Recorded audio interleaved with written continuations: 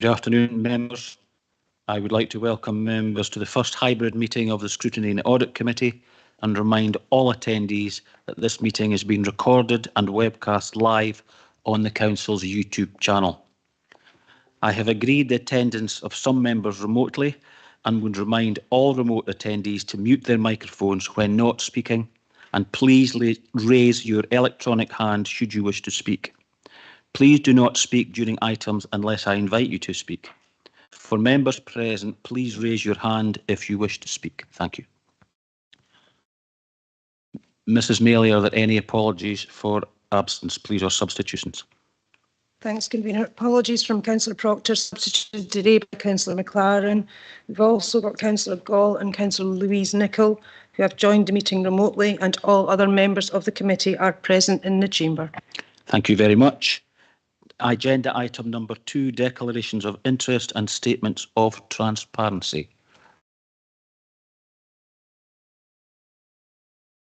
None? Okay, thank you very much. Agenda item number 3, minute of the previous meeting. We are asked to, it's been submitted for approval as a correct record, the minute of meeting of this committee of the 9th of March 2023. Is that agreed as a correct record? Okay, thank you very much indeed. Number 4, the first item of business on the agenda is the Angus Alive Annual Performance Report, and it's a report by the Director of Strategic Policy, Transformation and Public Sector Reform, and Kirsty Hunter, the Chief Executive of Angus Alive. Thank you. Convener, thank you for, so all okay to come in? Absolutely. Yeah, thank you. So this report really is for members of Scrutiny and Audit to consider and really review the performance over the year from 2021 to 2022. The annual report is attached with the papers and is a fairly comprehensive report. It is a report that you know, is we were still coming out of the COVID period. So I think it's a testament to the work of Angus Alive that they've managed to open and you know, still perform to the extent that's outlined in the performance report. But as you say, Kirsty Hunter is here today to answer any detailed specific questions about the annual report, but really asking committee to review the performance over the last year. Thank you.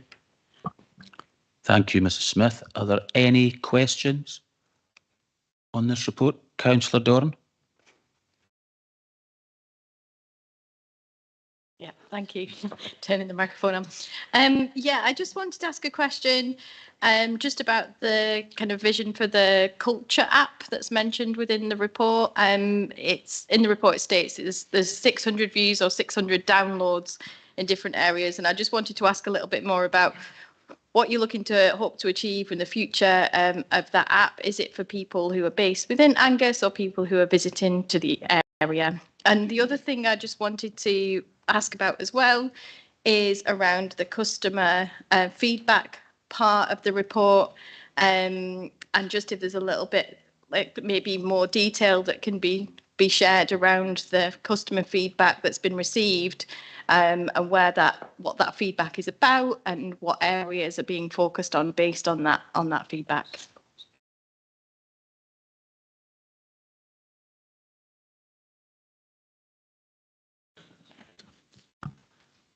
Okay, thank you.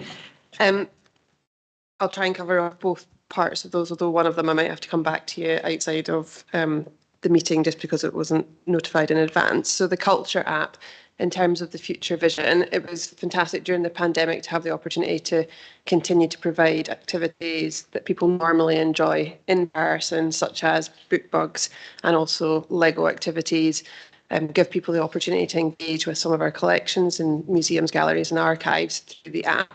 What we've found out since we've properly reopened the doors is that the usage of those particular facilities on the app has dropped off. So the team are currently reviewing what the future use of the app will be within culture. But we're not just looking at it within those two services, but also within theatre as well. So across all of the cultural aspects, including performing arts too. So that's something that the team are currently reviewing, how we'll take that forward. It does continue to be used still significantly in sport and leisure, particularly for booking of activities in terms of attending sports centres, whether for dry or water-based activities. And we're also looking to expand it for use in countryside adventure as well.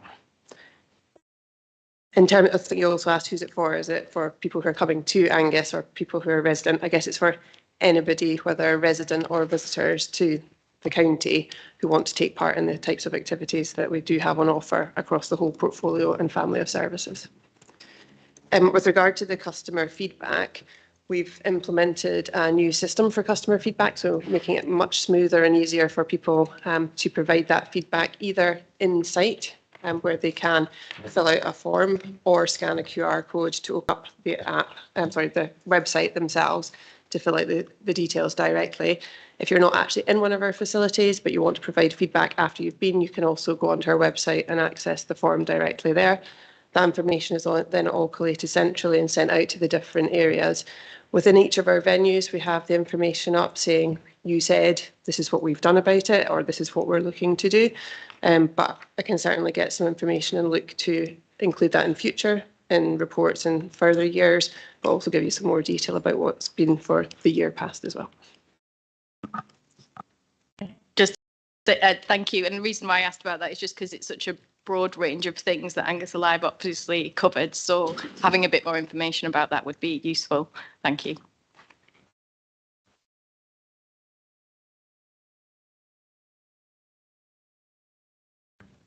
Councillor Gall, a question?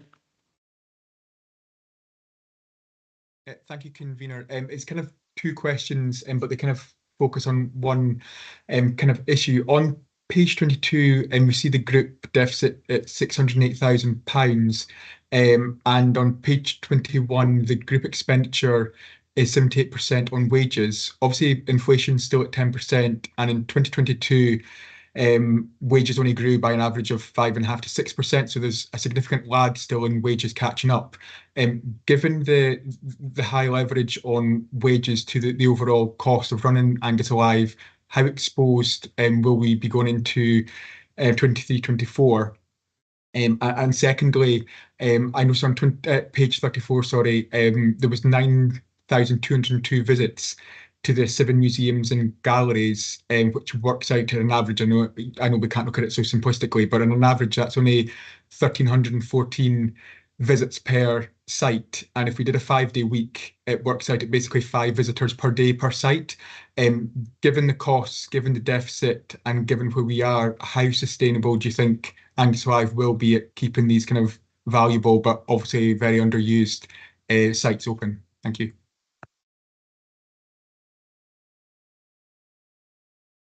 Convener, can I come in on first? Councillor Gall, thanks for your question there. We certainly had brought some reports to Special Council in March about the budget position for Angus Alive and set out as part of our change programme, and also the budget position for the whole of the council, the kind of forward look, if you like, for what we were expecting to see coming through, both in terms of staff salaries, and Angus Alive salaries are matched with council agreements as well. So those have been taken into account in that £500,000 that we'd identified as a target saving for Angus Alive for the coming year. That's balanced off over and against the wage increase that's been required. I think Angus Alive had also identified to us a number of properties that they think, in order to be able to make the saving, that they would wish to vacate. But again, that's a forward thing that we're looking into just now, and didn't feature in the performance report at this particular time, but we will be engaging quite widely on those particular services and properties over the next couple of months, and we're doing a lot of background work to enable that to happen. I hope that answers your question, Councillor Gall. Yeah, thank you. Yeah, it does. Thank you. Okay, thank you both. Councillor Bell. Thank you. Thank you, convener. Yeah, the annual report it's jam-packed full of really quite exciting stuff. I just wanted to pick up on page 32, the number of e-books, e-audiobooks and e-magazines borrowed. I wondered, is there any data on the demographics around those figures?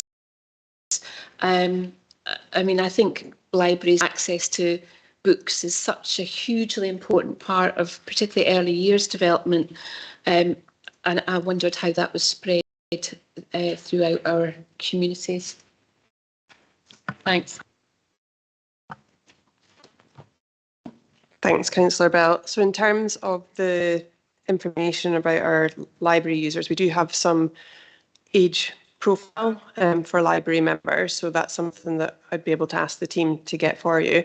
Obviously don't have that breakdown here in the report, but that's something I can certainly provide outside of the meeting. I think it's also really important to stress that the new Libby app that we have implemented over this period has enabled people to access those e-resources in a much easier fashion, and that has really helped to ensure that people are using not just the digital books but also the audio books via that digital platform as well. Thank you both. Councillor Gregg, question? Thank you, convener. There's reference to the pie charts that are on page 21 of the report, and under Angus Alive Group expenditure, it states that 78% of that is staff costs. Would you be able to tell me, as a percentage of your staff costs, how much is paid to the senior management compared to your normal staff? So is it sort of top heavy, or does it go the other way? So the vast majority of our staff are within LG 2 to LG 8 in terms of the numbers of staff that we have. We also have a number of leadership posts at LG 9 in terms of the organisation, and then a much smaller number of posts that are LG 12 and above. So that's something I can get in terms of a breakdown for you. Obviously don't break it down in here. Within the information that goes to Companies House, it does specify the salaries of any officers that need to be declared in that way, in terms of the report that is acknowledged as being submitted on the 17th of October last year to Companies House. But it's easy to provide you with that information, so I can get a current breakdown for you. Yeah, if you could please. So specifically of that 70%, so of your overall staffing budget, how much is spent on senior management compared to everyone else? Thank you. Okay, thank you both. Councillor Speed, a question. Thank you. Thanks, convener. It was in relation to page 30 under the libraries, services and access inquiries. I think the figure demonstrates just how crucial a service that is, especially for those that do need face-to-face. I just wondered if you also kind of recorded just in terms of what that equates to in terms of time spent with an individual. And also, I'd raised previously that I often refer and signpost people to that service for help with a variety of council-related services. People that that come to me still aren't aware that service is within the library, and I had been given assurances previously that more would be done to promote that. I just wondered if you could update me on what actually has been done to promote that vital service.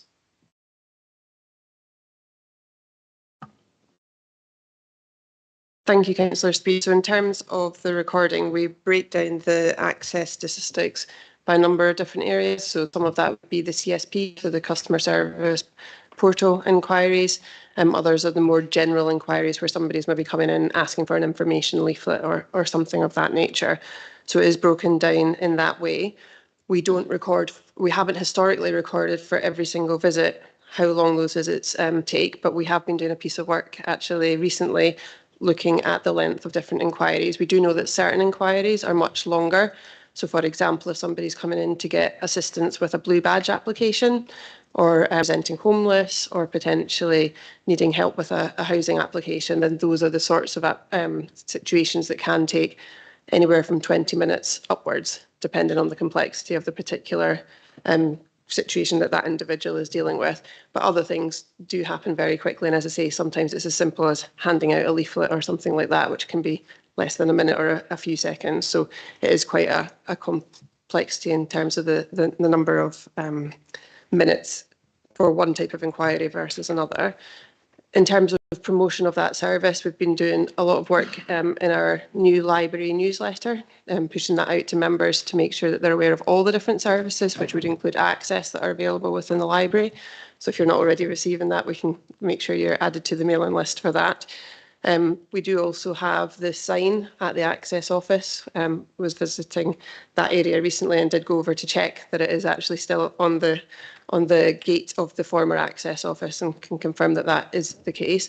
We're obviously moving to the new opening hours that were trailed at previous council meetings, and that will be happening from the 5th of June across all of our libraries. So that will be the point at which as well we have greater opening hours in terms of people having access to those services in Arbroath and other parts of Angus as well.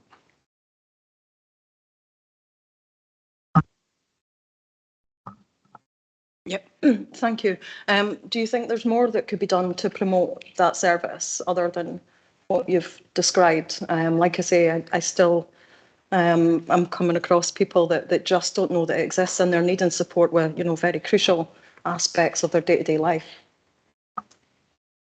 So be happy to have a conversation with yourself or any other members about areas where you think that that could be promoted.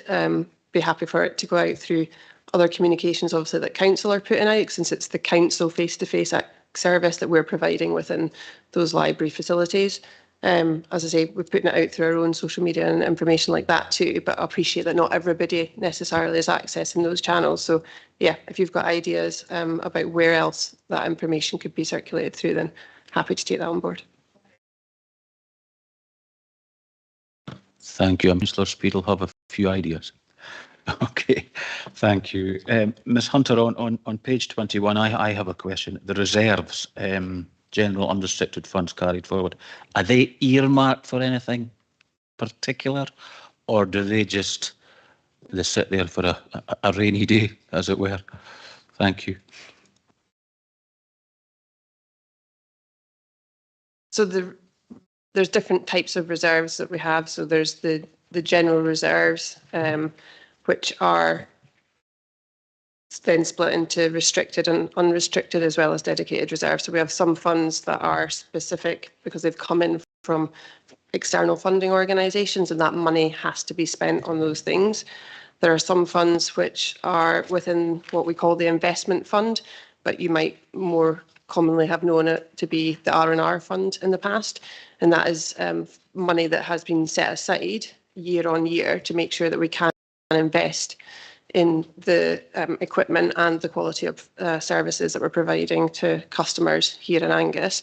And you'll have seen at the sports centres, for example, we've been putting in a significant investment across 3 which are being completed, and there's a further 3 which are about to be completed. But that money isn't just there for sports centres, it's also getting used to support initiatives in other parts of the estate as well.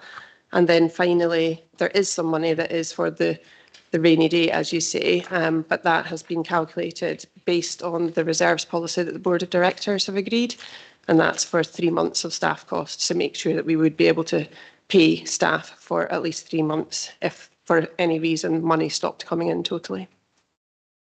Thank you very much. And one final one from me. Councillor Gall touched on the deficits, and you know that's absolutely fine. We've been through a terrible time with a pandemic, but I will assume that you have a recovery plan to come out of the pandemic and tackle the, yes, the deficits. Thank you.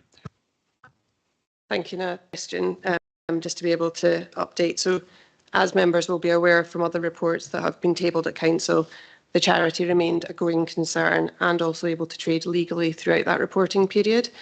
However, I think it's maybe helpful for members to understand that, because it is quite complex in terms of the information, the deficit position is only once the actuarial adjustments for the pension liability have been taken into account.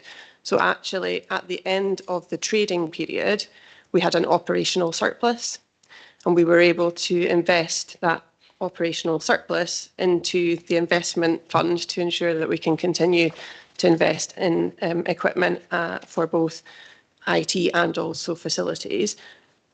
It's more of an on-paper deficit rather than an actual deficit because, as I say, it turned from a positive position to a deficit position only once the actuarial adjustment had been implemented as part of the final accounts process.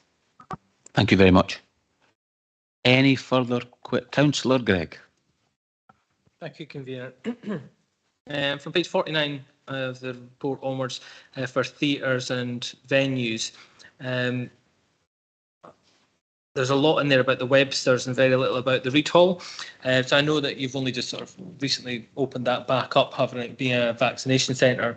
And I went to and attended the Tayside Symphony Orchestra, which was absolutely fantastic. So have you got any information as to what sort of the next sort of year can bring towards the Reed Hall in comparison to the Websters? As a sort of any predictions of numbers of people that you plan to attend and things like that? Thanks, Councillor Gregg. And as you say, in terms of the information in the report from 2021 to 2022, there is not any information really on the Reed Hall because it was being used exclusively during that period as a vaccination centre. It's only very recently in February of this year, just the year that's just closed in 2022-23, that has reopened and come back into service as a venue for communities of Angus to enjoy. We have a new performing arts and events lead who's actually starting next week. You'll be delighted to hear, and one of their focuses is on the Reed Hall and also looking at Montrose Town Hall, now that those venues are coming back into operation, looking at them specifically as performance and event spaces and how we can maximise the use of those for different types of activities. So we are obviously still delighted to have people having weddings and sports people's dinners, flower shows, etc. And all those community types of activities are also really, really important. But this is about looking at how we can make sure that those venues are being exploited for different types of activity to bring in commercial revenue generating and also different types of opportunities for people to enjoy those spaces in the future across quite a wide variety of performances and events, as I say. So that'll be one of the focus areas that they're looking at. They'll also be looking at how we can be diversifying our audiences by trying to increase daytime usage of spaces, including the Webster Theatre and the other town halls, but also looking at what's available for different types of audiences, particularly the family and children's market. Thank you. Okay, thank you both. Any further questions? None remotely. Okay, comments? Councillor Shepherd, thank you. I just want to thank for the report, and you know, the management fee is very important to Angus Alive, and I just think we need to all remember the positive impact it has on communities, on the health and well-being of the community. You know, it's that thing of some of the benefits we won't see perhaps directly as a council, but the NHS will benefit from people going and using the facilities, keeping healthy, mental health, and it's also good to see that the prices of the Be Active membership are competitive, because obviously there's private competitors there as well, and the recent refurbs of some of the gyms are essential in, you know, competing against the private sector, and it's good to see all the work that's gone in and remaining competitive, and I'm glad that we still contribute to Angus Alive because it does so much good for the community. Thank you, Councillor Shepherd. Anyone else? Comments? Well, I have one because I visited Kirsty, keep me right, Arbroath Sports Centre, was it? With another member, I think it was just before Christmas time, to see the investment there with the new equipment, and it was absolutely first class. It was excellent, and there was classes going on at the time, and we spoke to the leader of the class, and it was a GP referral class, people that had maybe strokes and heart issues and stuff like that, and they turn up regularly. So the investment, I would suggest, on that particular one, and that's the one I've seen, was absolutely first class, and as Councillor Shepherd said, it's doing a lot of good. And I would say urge any member that's got not a concern, just wants to see what is being invested, is get in touch with Kirsty or Gordon Cargill and go and see it, because I certainly enjoyed what I saw, and someday I might be a service user myself. So thank you. Anyone else? Okay, we're asked to review the Angus Alive performance report. I think we've done that. Is the report agreed? Thank you very much. Okay, agenda item number 5 is the internal audit activity update. Mrs. Wiley, thank you. Thank you, Convener. This is the update on reports that have come and be finalised since the last committee meeting, and we've got 3 today. Adults with incapacity, the GDPR compliance from education and lifelong learning, and private water supplies. And there's also a little bit of information about the piece of consultancy work that we did for health and safety team. In terms of the adults with incapacity, we were asked to do this piece of work just to follow up on work that had been done to make sure that we were complying with legislation. And we started this audit previously, and it had to be postponed for a while, and we redrafted the objectives, which are on page 67, to be looking at the procedures in place for compliance, and that these were being followed, and that the action plan that had previously been put in place had been implemented. Now you'll see on page 67 that the overall conclusion for this piece of work was no assurance. I think we may have people from the Health and Social Care Partnership here today who might want to do the presentation for this report, and then I can come back and present the other ones if they're there. Ms. McClellan, do you wish to present this? Thank you very much. Thank you very much, Chair. Thank you for the opportunity to discuss this Adults with Incapacity Internal Audit Report at committee today. And you will see from the papers that this internal audit report concluded that there was no assurance. You will note that the Adult with Incapacity Act creates a number of checks and balances to protect people who lack some or all capacity. The Mental Welfare Commission for Scotland and the Office of Public Guardianship for Financial Matters have a specific safeguarding and monitoring role in this AWI Act. The delivery of these council services with statutory and practice requirements are formally delegated to the Chief Integration Officer through the local authority's scheme of delegation, and are delivered through the Council's adult social work services as part of the Health and Social Care Partnership. Although this operational responsibility is delegated, the Chief Social Work Officer retains overall responsibility to ensure quality and oversight for AWI practices. And as Ms Wiley has already mentioned, that our team were asked by the Chief Social Work Officer to review interim procedures in place to record information on AWI in 2019. At that time, some concerns had been raised and interim solutions were identified and an improvement plan was developed. However, the initial audit was not completed at that time, and as Ms Wiley's mentioned, further work was done on this at the end of last year. You will see from that the overall level of assurance for this period was no assurance, and as a result it is recommended that a full review of the guardianship process is undertaken in light of these findings.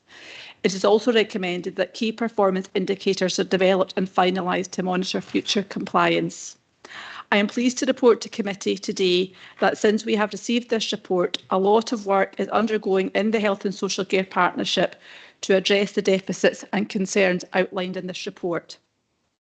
We have established an action group that meets monthly to review the identified actions from this audit and the previous improvement plan, and work on matters are progressing well. We held a rapid improvement event on the 10th of March, well attended by staff who are supporting this work. We have had one follow-up half day and another this week where we should get the operational instructions finalised. We are planning a series of training events for staff from July to September to go over our new processes and procedures. We have compiled a list of issues and requirements with the CLIPS, that's the information management system that we use, that are being taken forward, and this is an agreed priority for the CLIPS board to address. We've also addressed all the concerns identified in the cases within the audit. We have relocated them into the Mental Health and Wellbeing Service, and the feedback about this has been very positive. I hope you can have some assurance this afternoon that we are addressing matters at good pace. We have excellent buy-in from staff and have all areas of concerns covered. I'm happy to take any questions. Thank you. Thank you very much. Councillor Bell, a question. Thank you. Thank you very much, and I really welcomed Eunice's contribution there, because when you see it in the report, it's quite stark to see no assurance. But I wondered if, on a practical level, Eunice, was there overlap from the learnings from P19 that had already started to be addressed, perhaps, from, like a Venn diagram, some of the actions around improvement from that particular significant case review? Thanks. Thank you.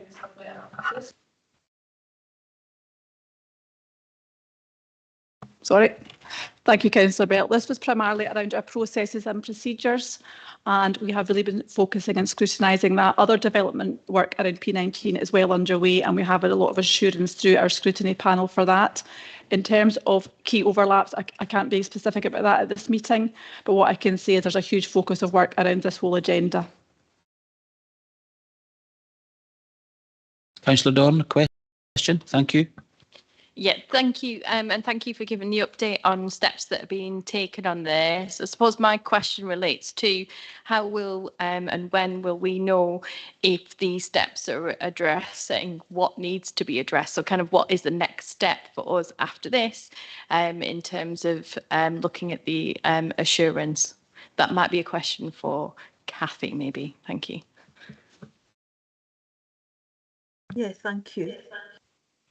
The actions are obviously included in the tables that come to you each meeting, but we will do a piece of follow-up work on this to make sure that everything that's been put in place. I'll make sure that I do is at the point where the action is cleared off in Pentana and we think that it's done, I will make sure that I note that in the report that comes up to committee, and we will undertake a piece of work to just do some full audit checking on that very shortly after that.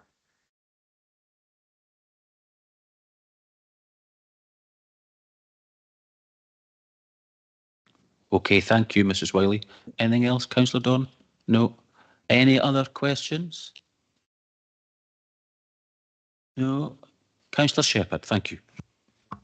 Just on page 69 of the papers, it mentions appointing a data protection officer with responsibility for compliance.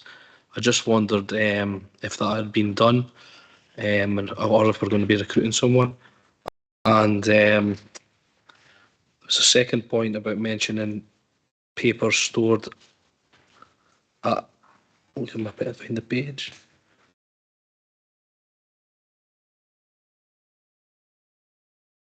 Papers stored in our broth and just they're going to be destroyed. I was just wondering if that process has started and what the time frame was on that. Thanks. Thank you, Councillor Shepherd. Mrs. Wiley? Thank you. Yeah, sorry. These questions are around the GDPR compliance in education and lifelong learning. Do you want me to come back and discuss those briefly before we take the questions, or do you want to just go straight into the questions?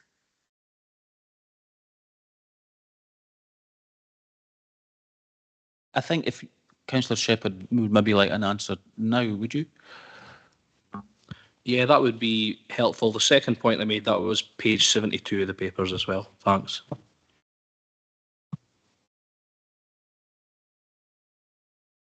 So, Convener, I'm sorry, I wouldn't be able to answer those. Oh, but hopefully there's somebody in the committee who... Right, okay. Can anyone answer this, Councillor Shepherd's questions? No. Okay. We'll get a response back to Councillor. There'll be a response forthcoming to Councillor Shepherd. Thank you. Any other questions? Comments? No. And we've got two recommendations, both for noting. Is the report noted? Thank you very much.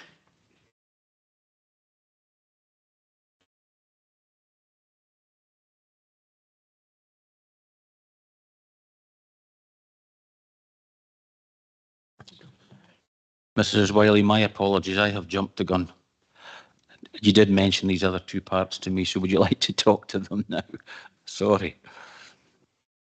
That's okay, thank you. Sorry, it's always confusing when you do something that's different from normal. But yeah, so there are two other pieces of work that we're reporting today, which are the GDPR compliance within education and lifelong learning. And you can see from page 71 there that the overall conclusion for that was substantial assurance. And there were a number of recommendations there. I suppose the most important one, which is on page 72, was just to make sure that head teachers are checking that all of their staff have completed the annual mandatory e-learning data protection course. And a significant number of the other recommendations that we made were around making sure that we are complying with our policies and procedures around retention dates and destruction of information and the storage of documentation, so that that's relative to relates to the question that were asked. And the final one was just to make sure that all schools had can confirm that they've implemented the recommendations from the ICO following a data theft that happened some time ago. And the other piece of work that we're reporting is the private water supply legislation. This is another piece of work that has been carried forward for a number of reasons. But there was new regulations around this back in 2017, and we wanted just to make sure that they had been implemented correctly. And you'll see from the conclusion, which is on page 74, that we've got comprehensive for this piece of work. We looked at policies and procedures, staff training, and also the progress that had been made in undertaking the risk assessments and plans for undertaking the testing that's required on these private water supplies. And you'll also see from the next page, 75, that we didn't have any recommendations on this piece of work. And final thing, just to let you know that we'd done some work for the health and safety teams, just helping them with a questionnaire that was sent out to ask people who'd been using the new health and safety system how they had found using that. And we've given the feedback to the health and safety team so that they can use that feedback in putting together information for future training and the implementation of further modules within the system. And then the final piece of information in this report is just the information about the recommendations that are outstanding. I don't have anything specifically that I want to draw to your attention there. Thank you.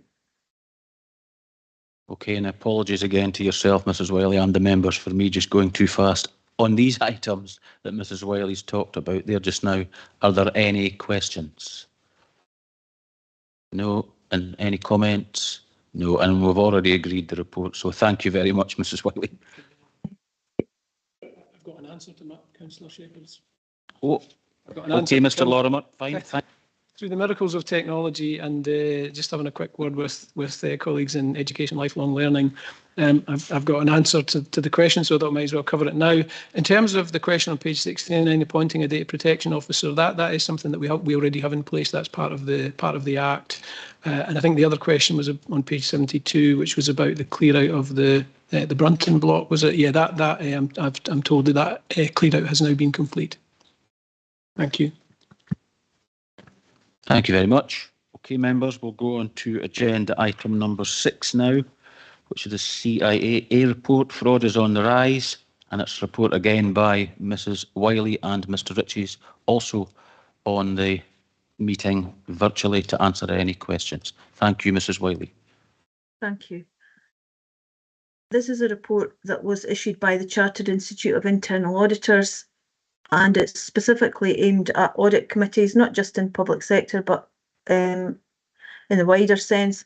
But I just felt it was an important piece of background information that would help the committee members with understanding fraud and the landscape that we're working within.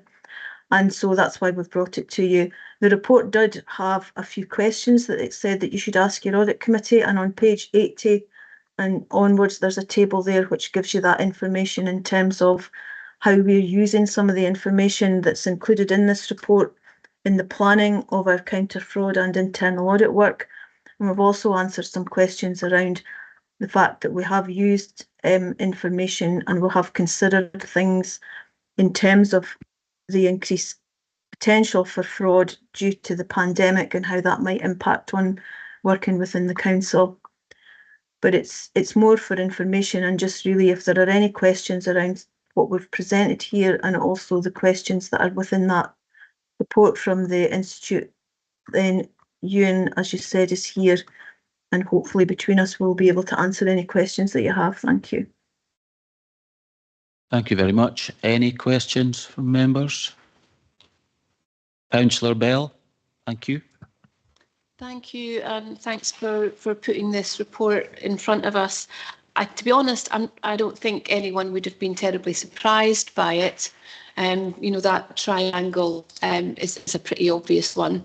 But I was quite interested under the impacts of current geopolitical and economic challenges. It doesn't actually mention Brexit, and that has had a significant impact across our talent pool, you know, our workforce, across all our supply chains. That seems to me quite an omission there, and I guess I just wondered if there was any rationale to that, or if there was anything around Brexit that you felt was worth contributing to the discussion today. I certainly think that's a bit of an omission, and I think all of us recognise that, you know, it's still impacting on us. It's impacting on our agricultural sector, as well as health and social care, for example. So, thanks. Which officer's going to answer that? Mrs. Wiley? Yeah, I think we didn't, when we were putting this together in terms of our responses, put very much detail in, because individual circumstances have been dealt with over time through reporting to both this committee and others within the council. I think it probably isn't recognised in the report itself because it's an international piece of work rather than a specifically British piece of work, and so that's probably why it's not been included. I know that there was a lot of work done in preparation before Brexit happened, and that it is considered in various other pieces of work, and I think there may be others within the call who might be in a better position to answer on that one than me. Would this be Mr. Ritchie? No, I'm not wanting to put you on the spot, Ewan. In all honesty, I don't think it is. No, sorry, I just thought that maybe one of the directors might be in a better position to discuss what had happened in terms of some of the work that was undertaken around Brexit.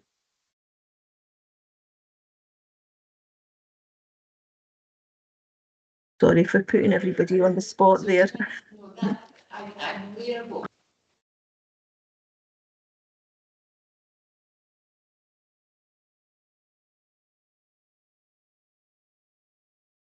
Has it gone off again? Sorry. Yeah, it wasn't our work that I was concerned around, Cathy. I know how much work that we put in around Brexit. It was around the appendix, the full report itself.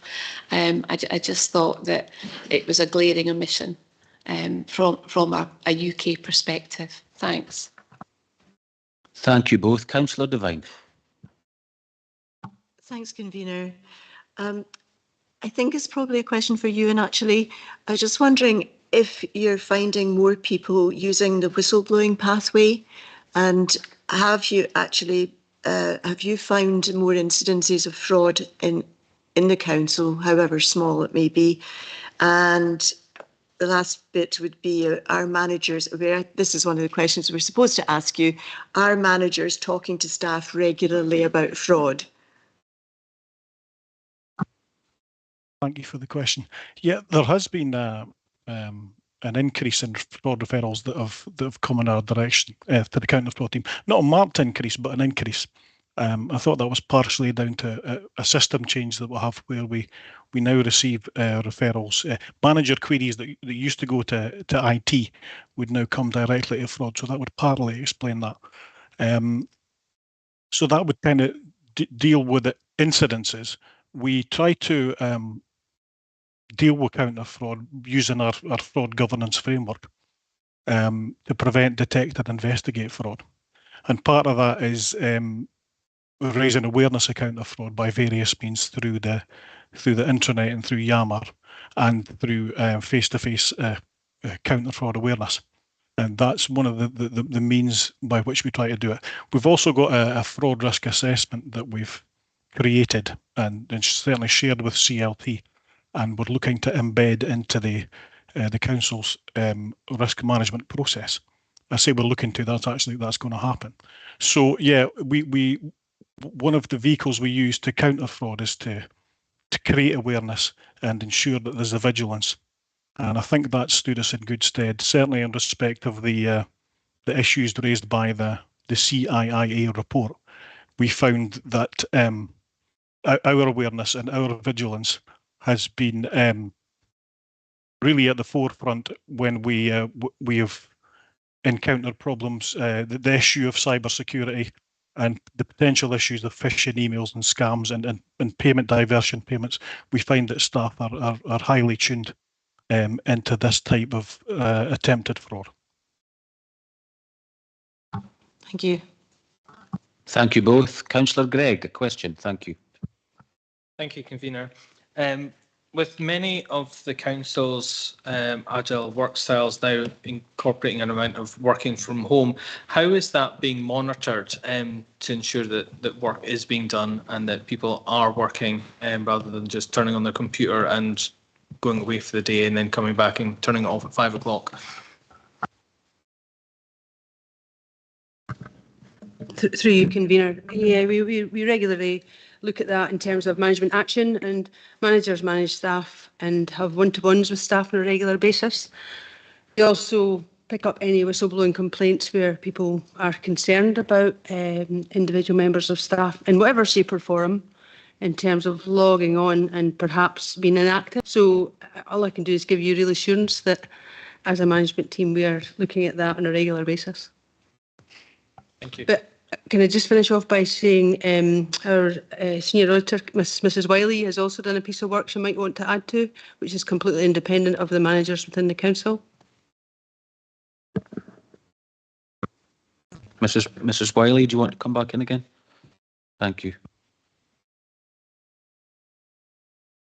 I think I'm not entirely sure what work that is you're referring to. I think it may be the fact that the counter fraud team does investigate from time to time, that there are some referrals to that. So following on from what Mrs. Williamson just said, if any manager has got concerns about what is happening with people working at home, there are things that we can do to check that out and discuss that with people, and so there is some follow-up from that. Is that what you were referring to? It was. Thank you, Mrs. Wiley. Thank you. Okay, Councillor Gregg. Thank you both. Thank you. Any other questions? Comments? No. We're asked to note this report. Is this report noted? Thank you very much.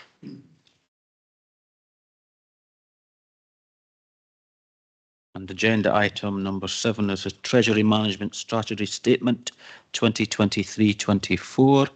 Mrs. Wiley, I think it's yourself again, isn't it? No? No, Ian. Oh, sorry, it's Mr. Lorimer. That's a relief.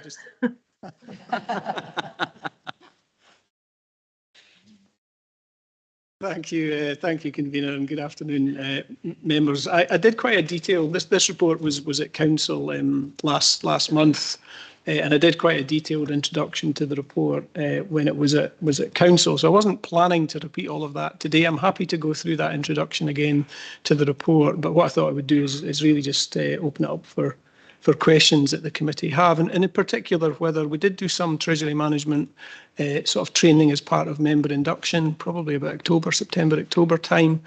So keen to hear from members if there's a desire or a need for further training in relation to treasury management, because it's quite a technical and specialist area, but it is an important area of the council's activity, and obviously this committee has a significant role in scrutinising the strategy, etc. So really just open it up for any questions if there are any, convener. Thank you very much, Mr. Lorimer. Councillor Bell, thank you. Thank you. I sometimes challenge myself to ask a question on treasury management.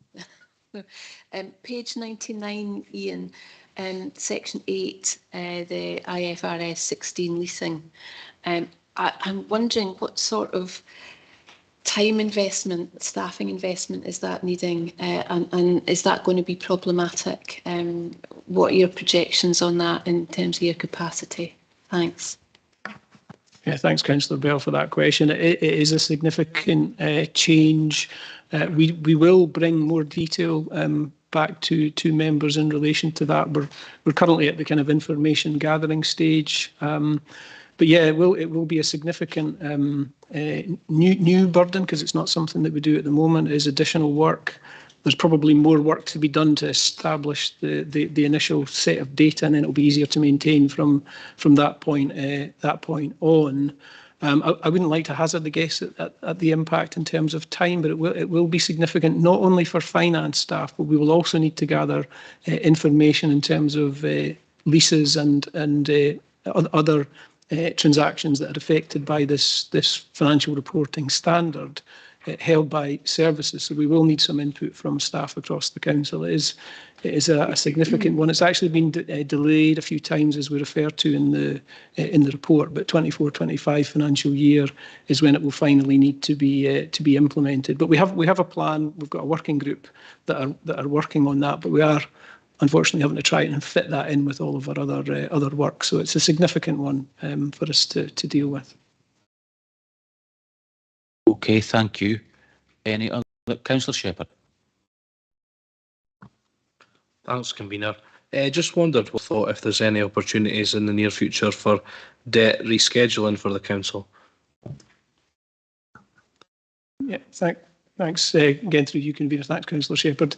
Yeah, we've not, the interest rate environment that we've had probably for the last 10 years or so has meant that opportunities for debt rescheduling haven't really been there. But prior to that, we were quite active in rescheduling our debt in order to bring down our pool rate or take advantage of discounts that are available when you cash in one loan and potentially replace it with another.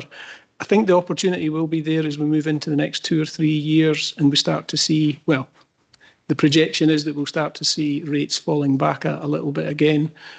So we're always on the lookout for those opportunities. They've been few and far between over the last decade or so.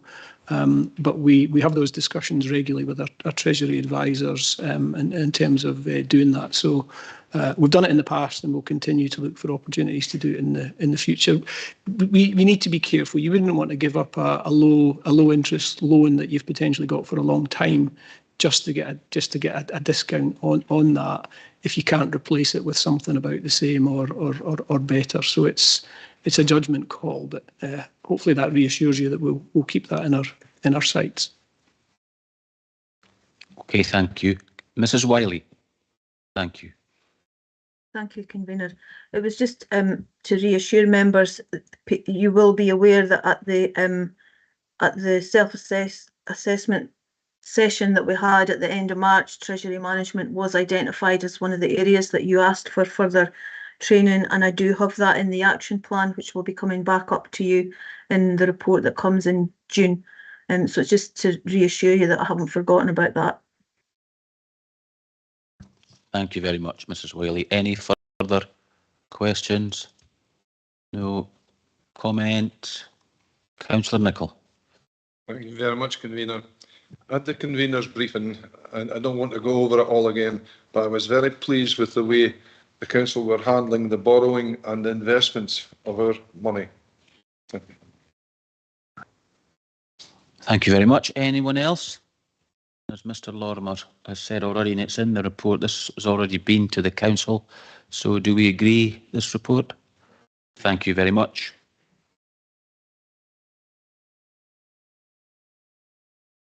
Okay, agenda item number 8 is the External Audit Annual Audit Plan 2022-23, and I think we've on the call Mr Mark Laird from Audit Scotland. He's remote, but I think Mr Lorimer, you're going to introduce this. Thank you. Thank you very much, Convener. Yeah, if I can introduce Mark. This is Mark's first meeting of the Scrutiny and Audit. Mark and I haven't actually met yet. We've got a date in the diary to have a face-to-face meeting in the next week or so. Mark is he's the senior audit manager who will lead the audit in Angus. This is the first year of the new auditor appointments, and this is the first report from our new external auditors on the annual audit plan for next year. So with that, I will hand over to Mark to take you through the report. Thank you. Thank you, Mr Lorimer, and thank you, Convener. Yes, as Mr Lorimer said, this is our annual audit plan for the 22-23 audit year. It sets out our planned approach for the year, and hopefully everyone's had a chance to read the report. As you know, this is year 1 of the new round of a 5-year audit appointment. So a new audit team is in place following a handover from the previous Audit Scotland team. A bit of detail is included on that on page 3 in our report. Looking at the financial statements audit particularly, you'll see at Exhibit 1 on page 5, we set out our materiality levels for the year. As auditors, we can never give complete assurance over the figures in the financial statements, as our assurance is based on the specific work that we carry out. We can therefore assess risks of material misstatement and focus work in these areas specifically. That's not to say that we don't look at material areas, but our aim is to give assurance to those charged with governance that the accounts are not materially misstated.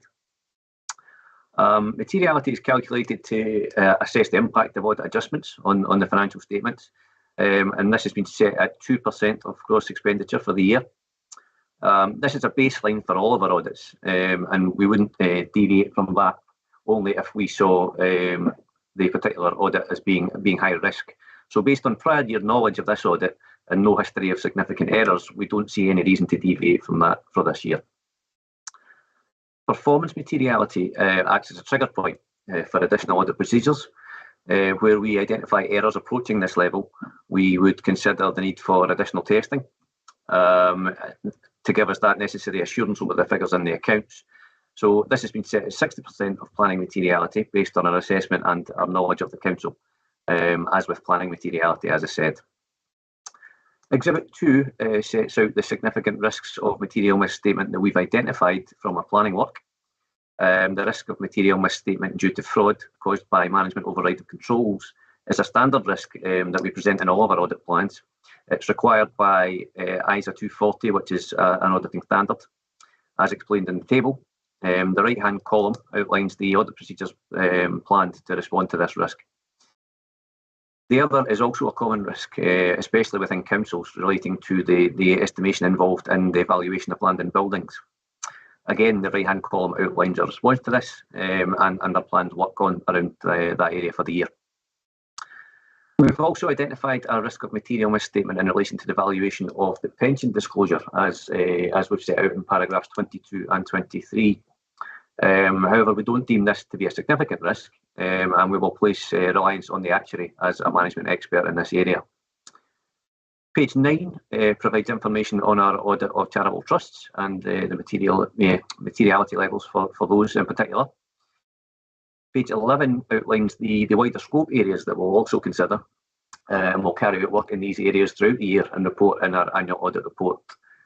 The two specific areas that we will look at in every council and in the majority of our audits this year are climate change and cyber security.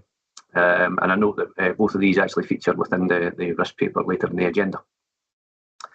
In relation to best value, this is now fully integrated into our audit reports rather than carrying out a separate best value audit as we have done in the past.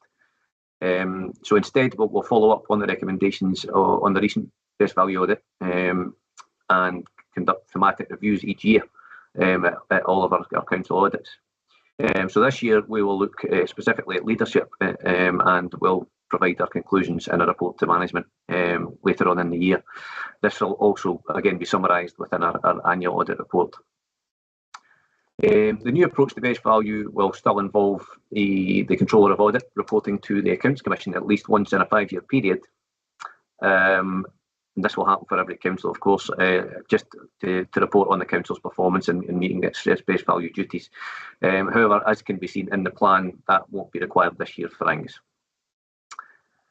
Exhibit 5 on page 13 outlines our planned outputs for the year, as well as our target dates for delivering these. Members will note that we do plan to return to pre-COVID sign-off this year in terms of our target dates, and we currently have resources in place to deliver that, barring any unforeseen delays in the audit. Exhibit 6 then gives a bit more detail on our full timetable for the year. The audit fee is shown at paragraph 49 and an explanation is included there for the increase in the year.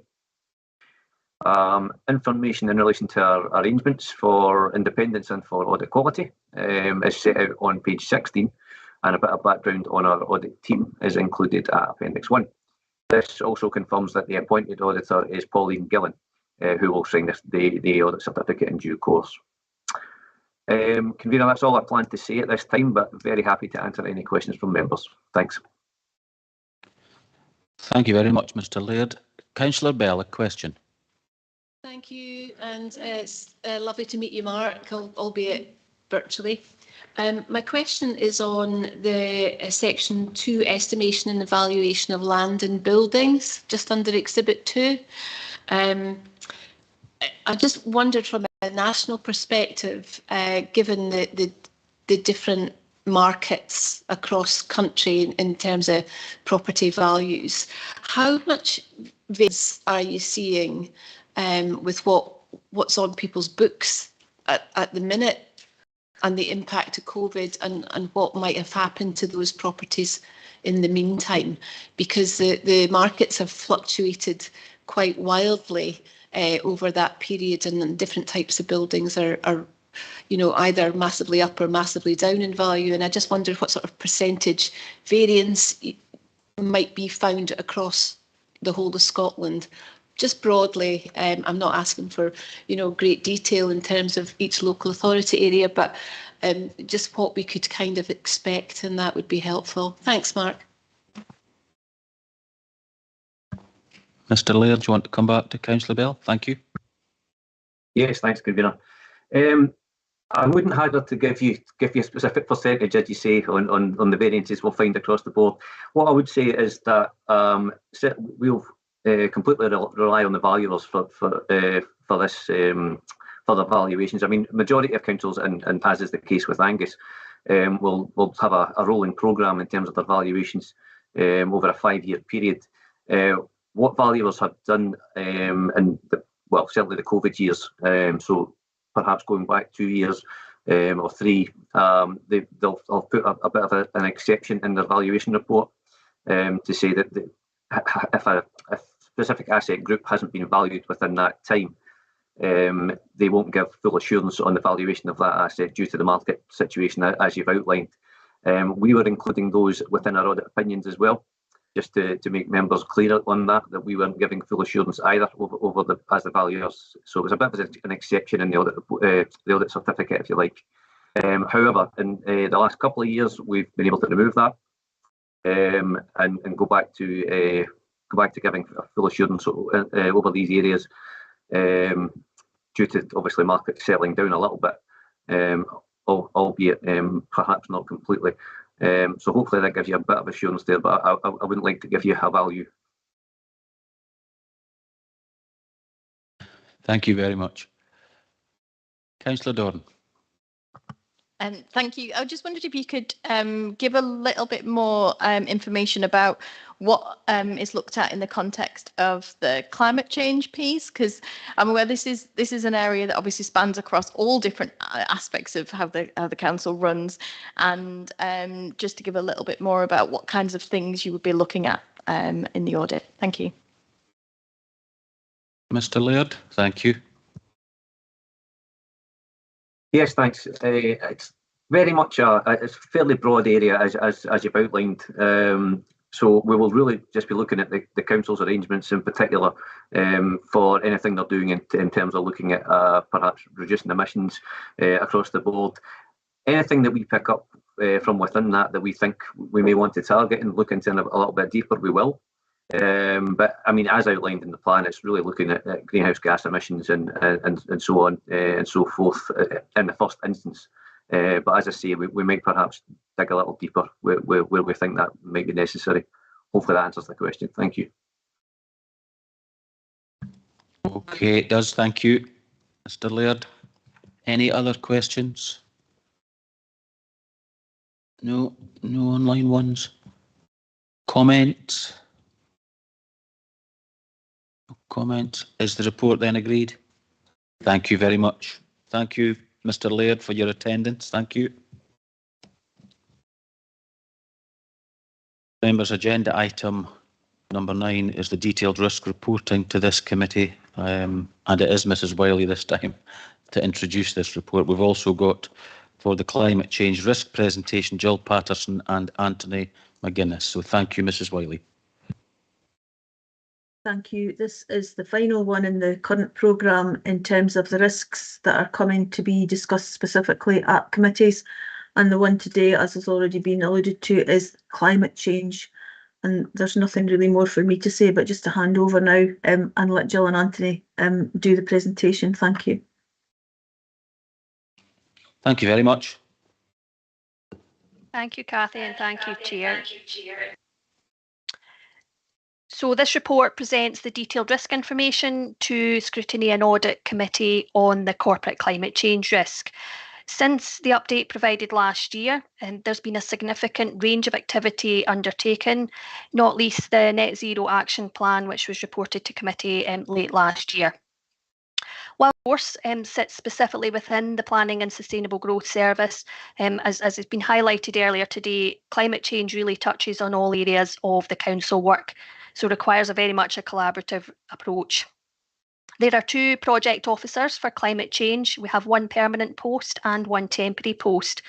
Progress has been a little bit impacted on some of the work, and I'll take you through the detail of that, partly due to one of our officers being off on maternity leave and delays in recruitment to the other project officer post. However, I'm delighted to say that that one of those officers started with us in post in January this year and is progressing with the work on the CCAP, which is the Sustainable Energy and Climate Action Plan. I'm not going to go through all the detail and read out all the detail in the risks, but I thought there would be a few areas that would be useful to bring to members' attention and provide you with a little bit of an overview of some of the work in those areas.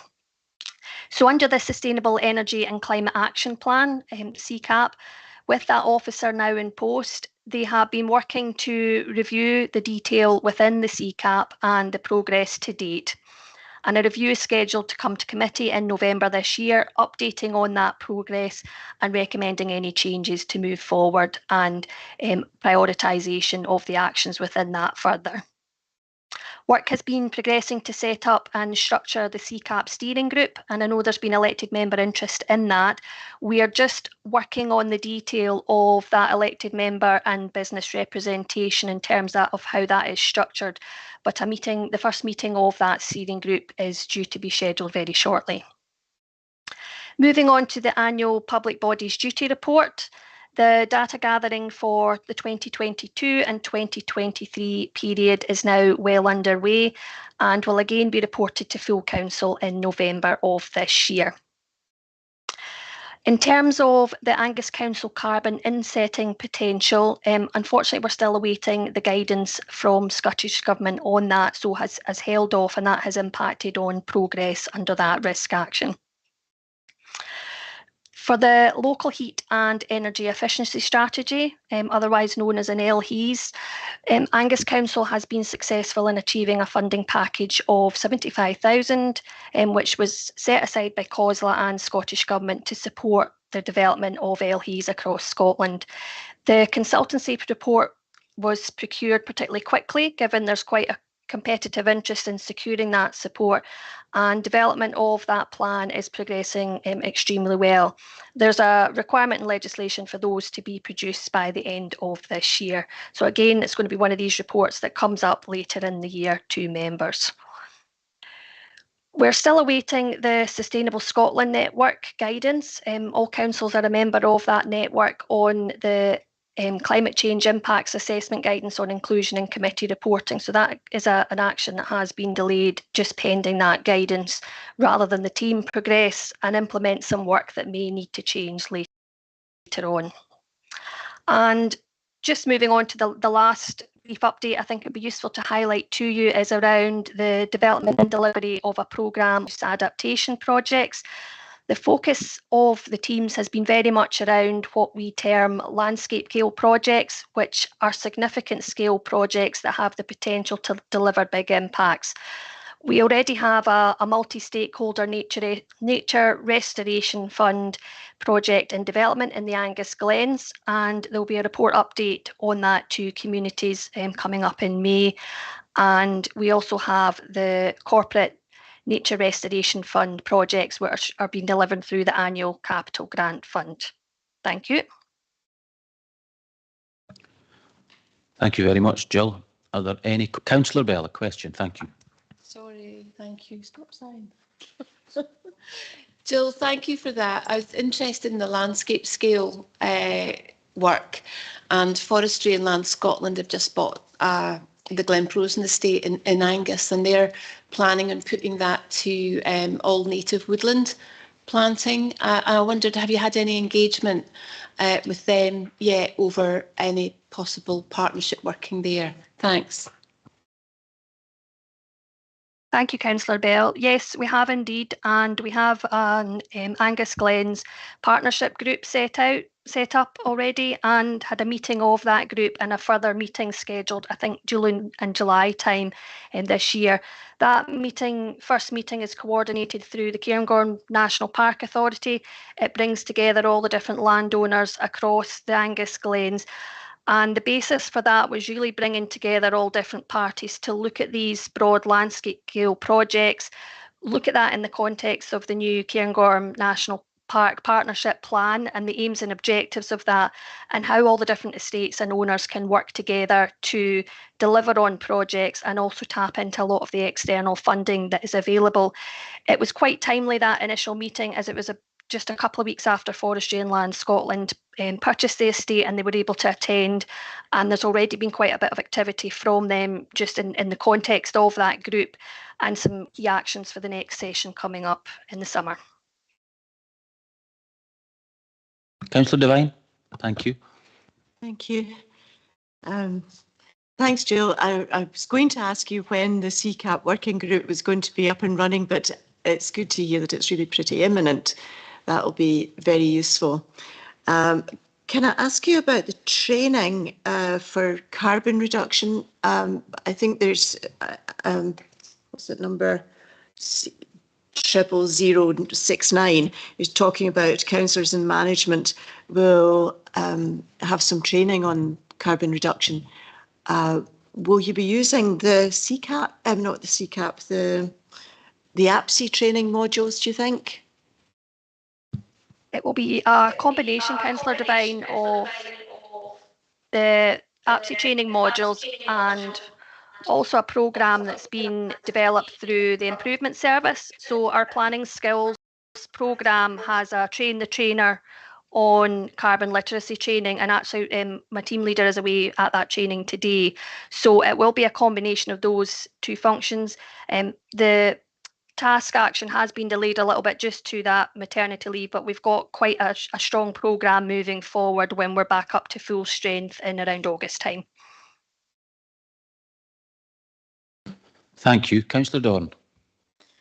Thank you. So yeah, on that same point, the 00069, embedding climate change impacts into all Angus Council activities and decisions. Does that include embedding that within any financial decisions that the council might make as well, and impacts, for example, in investments that the council might make? Thank you, Councillor Doran. And yes, absolutely. So the rationale behind the inclusion of that action was just going back to that original point about climate change underpins all different council activity. We've declared a climate emergency, and the council has signed up to action to address that. So the rationale behind that inclusion was to look at in all the committee papers coming forward, that officers have assessed and considered the impacts of climate change and presented that moving forward. And we've just held off on the basis of this guidance coming forward to say, as avoid that abortive work, that we might do something that then needs to tweak. So I don't think it's too far away. We've been told it's imminent in terms of that guidance, but yes, it would underpin all decisions coming before councillors. Thank you. Any other questions? No. None online. Comments? Councillor Devine. I'd just like to take the opportunity of congratulating the whole team on the Rottle Burn a project which has gained such accolades nationally.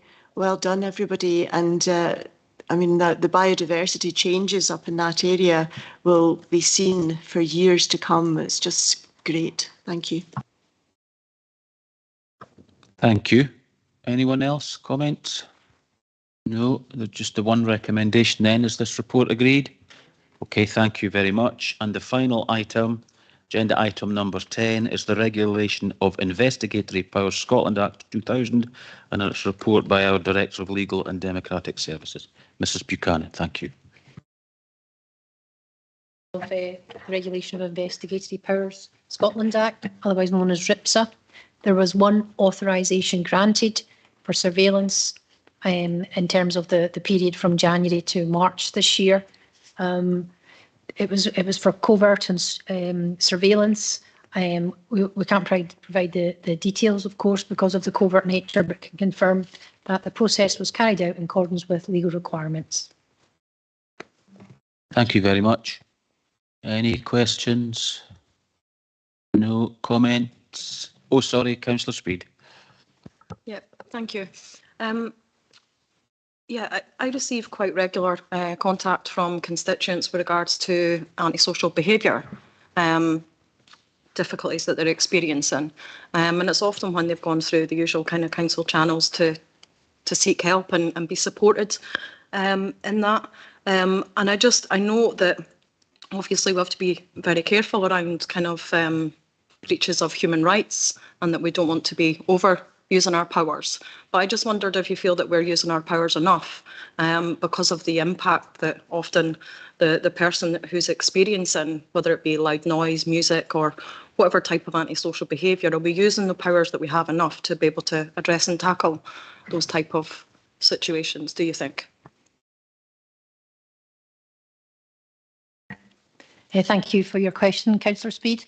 I think in terms of that, it'd probably be better to get a feel from the service in terms of the number of complaints and issues that come through to them, and then in turn that legal get involved in providing support in relation to these types of actions that are taken.